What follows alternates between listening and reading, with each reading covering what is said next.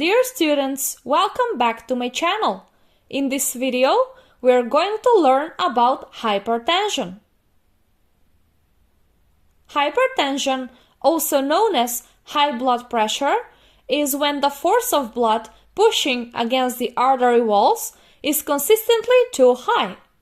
Hypertension is also known as a silent killer, because usually the patients don't have any symptoms until serious damage to the arteries is done, leading to complications like heart attack and stroke. Okay, so to be able to understand the term hypertension, we need to learn what determines the blood pressure. The blood pressure is determined by the patient's cardiac output and systemic vascular resistance. Any cause that leads to increased cardiac output or increased systemic vascular resistance is going to elevate the blood pressure or will cause hypertension. There are 2 points in the cardiac cycle where blood pressure can be measured. The systolic blood pressure, which is the pressure within the artery during systole, and diastolic blood pressure, which is the pressure within the artery during diastole.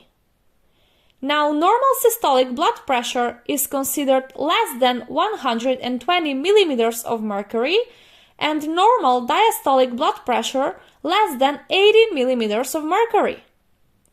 Elevated blood pressure is considered when the systolic blood pressure is measured somewhere between 120 and 129 millimeters of mercury, and for the diastolic, less than 80 millimeters of mercury. Now for stage 1 hypertension, we have 130 to 139 millimeters of mercury for systolic pressure and between 80 and 89 millimeters of mercury for diastolic pressure. Then, stage 2 high blood pressure is presented with systolic blood pressure of 140 millimeters of mercury or more and diastolic blood pressure of 90 millimeters of mercury or more. And at the end, we have hypertensive crisis that is defined by higher than 180 systolic pressure or higher than 120 diastolic pressure. The majority of patients with hypertension, or 90% of them, are said to have essential or primary hypertension, meaning there is no underlying cause for the condition. The remaining 10% of the patients will have secondary hypertension, which means there is specific underlying condition that is the cause of the hypertension. When we talk about the essential hypertension, the risk factors that are responsible for developing high blood pressure can be classified into modifiable and non-modifiable risk factors, including age, family history, obesity, high intake of salt, sedentary lifestyle, stress, smoking, alcohol, and etc. Some of them are responsible for developing elevated systemic vascular resistance as a result of the thickening of the blood vessels wall or vasoconstriction, such as age, smoking, obesity, and stress.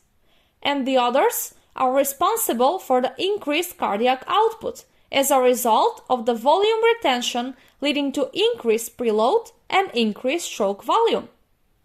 Now, as mentioned before, the secondary hypertension is high blood pressure that's caused by another medical condition.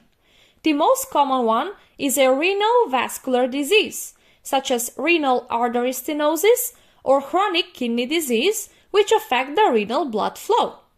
As a result of the decreased renal blood flow, the kidneys sense falsely that the body is volume depleted.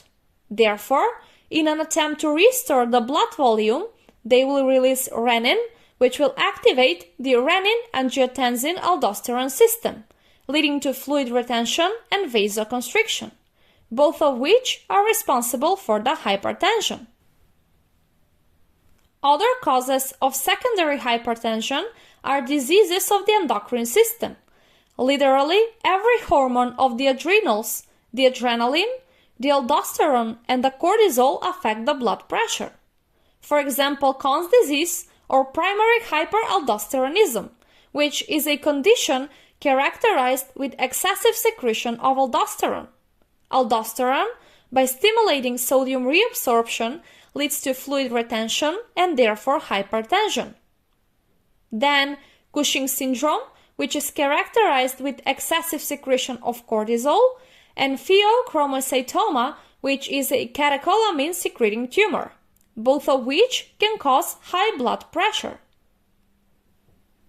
Furthermore, we have to mention sleep apnea as a cause of secondary hypertension, which is a condition characterized with repetitive pauses in breathing during sleep, which will affect the oxygen levels within the blood. The decreased oxygen levels are going to be detected by the oxygen-sensing chemoreceptors, which, in attempt to correct the hypoxemia, are going to cause elevated blood pressure. Now, when it comes to symptoms, we mentioned that hypertension is usually asymptomatic for a long period of time, after which it got the name silent killer. However, secondary hypertension will be accompanied with symptoms specific to the underlying disease.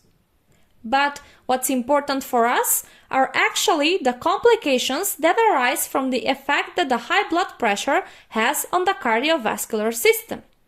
High blood pressure is the major risk factor for developing atherosclerosis, which, depending on which blood vessels are affected, can cause coronary artery disease and even myocardial infarction. Then cerebrovascular accidents such as transient ischemic attack and stroke, peripheral artery disease and chronic limb ischemia, renal vascular disease leading to acute kidney injury and chronic kidney disease.